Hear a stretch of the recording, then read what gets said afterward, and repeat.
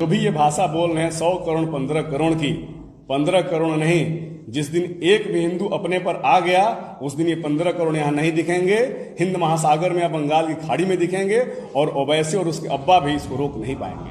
तो क्या आपको लगता है कि एनआरसी और सीए जैसा? एनआरसी और सीए, अभी तो सीए लागू किया है, उस पर अपनी महिलाओं को, अपनी बहन बेटियों के सब सड़क पर उतारे हुए हैं। इन सबों को शर्म नहीं आती है? विरोध करना है तुम सीना खोल के आओ। अपने घर की महिलाओं को तो सम्मान से घर में रखा जाता है। केवल एक कानून के भय से ये पूरा परिवार, पूरा घरबार आके सड़क पर आ गया है। जिस दिन हिंदू खड़ा हो जाएगा इनके खिलाफ, ये जी नहीं पाएंगे यहाँ। अरे मैं उससे बोलता हूं ओवैसी से कि तुम्हारे अब्बा, तुम्हारी अम्मी जब जाते हैं हज करने के लिए, वहां पासपोर्ट वीजा दिखाते कि नहीं दिखाते हैं? वहां तुम्हारे जो जीजा हैं, बहनोई तुम्हारे वहां बैठे हुए हैं दुबई में, अमीरात में, अरब में, वो वीजा तुम्हारे वीजा को आने देते हैं तुमको मुल्ले? मैं इस ओवैसी को चैलेंज करता हूं, ये जो बोलता है कि हम कागज नहीं दिखाएंगे, कागज तो कब्र से निकल के उसका अब्बा भी दिखाएंगे। जो कागज नहीं दिखाएगा उसे भारत में नहीं रहने देंगे। चुनौती है ओवैसी और उसके पार्टी का जो भी ये बयान दिया है, मैं इन सबों को चुनौती देता हूं और मैं दावे के साथ कह रहा हूं कि ये सभी बुजदिलों की, डरपोकों की औलाद हैं।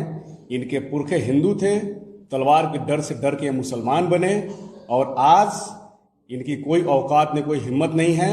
हम लोग तो गुरु गोविंद सिंह के उन साहबजादों के दीवाने हैं, फतेह सिंह और जोरावर सिंह ने, जिन्होंने औरंगजेब की तलवार से नहीं डरे, इस्लाम स्वीकार नहीं किए और बहादुरी के साथ दीवार में चिनवा देना पसंद किए। लेकिन ये सारे ओवैसी जो बोलता है, जो उसके वारिस पठान बोलता है, ये कमजोर, डरपोक, कायरों की औलादे ये सब हैं। दुर्भाग्य है कि इनके पुरखे हिंदू थे और आज ये मुसलमान बन के, मैं दावे के साथ कह रहा हूं, ओवैसी की पार्टी, ये सारे के सारे वही मुसलमान यहां भारत में रुके थे जो साजिश के तहत रुके थे 47 में, फिर से देश को बांटने के लिए, भारत पर इस्लामिक राज कायम करने के लिए। लेकिन मैं चुनौती देता हूं ओवैसी को, ओवैसी का अब्बा और उसका अब्बा जो कब्र में से भी निकल के आकर के भारत को अब कमजोर नहीं कर सकता है। और जो हिंदुत्व की ताकत है, मैं चैलेंज करता हूं, जिस तरीके से ओवैसी बोलता था ऐसे लोग बोलते थे, अयोध्या में राम मंदिर नहीं बनने देंगे, कश्मीर से 370 समाप्त नहीं होने देंगे, करके दिखाया।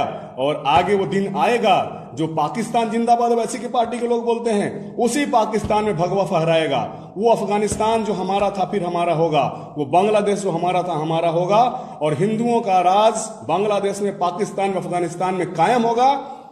ओवैसी और उसके पार्टी, ओवैसी जैसे गद्दार, देशद्रोही, जो हिंदू द्रोही हैं, जो अपने पुरखों का अपमान करते हैं, जिनके पुरखे बुजदिल औरंगजेब को जजिया कर न दे सके, इसके लिए मुसलमान बन गए, यही आज भों कर रहे हैं। जहां ये अकेले रहते हैं मुल्ला, जिन बस्तियों में अकेले रहते हैं हिंदुओं की, जिन बस्तियों में, वहां कमजोर बन के रहते हैं, और जहां तादाद बढ़ती है हिंदुओं का जीना मुश्किल कर देते हैं। ऐसे कमजोर कायर लोग हमें चुनौती नहीं दे सकते हैं। और वो दिन आएगा, यहां पर जो बात करते हैं, भारत में भगवा लहरा रहा है और जो भी हिम्मत कर रहा है भारत और हिंदू के खिलाफ बोलने का, हम उसको मटिया में।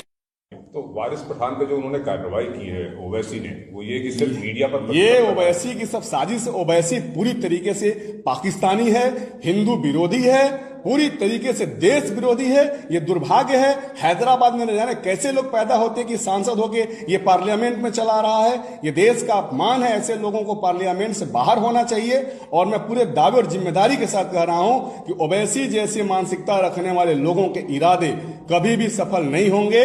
और आज भारतीय जनता पार्टी का जब तक भी एक भी कार्यकर्ता इस भारत की भूमि पर जीवित रहेगा, तब तक ओवैसी 15 करोड़ क्या, 50 करोड़ भी, पूरी दुनिया के सारे मुसलमान भी आकर के भारत को नहीं तोड़ सकते हैं और हिंदुओं को पराजित नहीं कर सकते हैं। हमने संकल्प लिया है, हमने ठाना है, बांग्लादेश, पाकिस्तान, अफगानिस्तान जो हमारा था, हिंदुओं का राज था, इन काफिरों के, ये बाबर की औलाद बोलते हैं अपने को, ये हिंदुओं की औलाद हैं।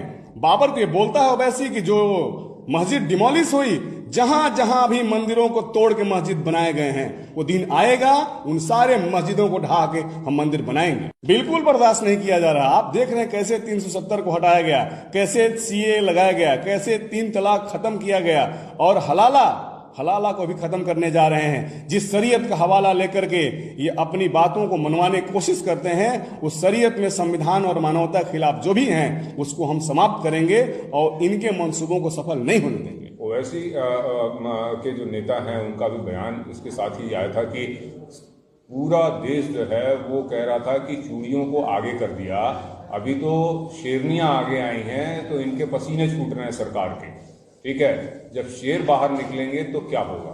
मैं तो इस उत्तर प्रदेश में बैठा हूं, जो इनके शेरनियों की औकात नहीं कही है कि उत्तर प्रदेश में एक धरना प्रदर्शन कर दें।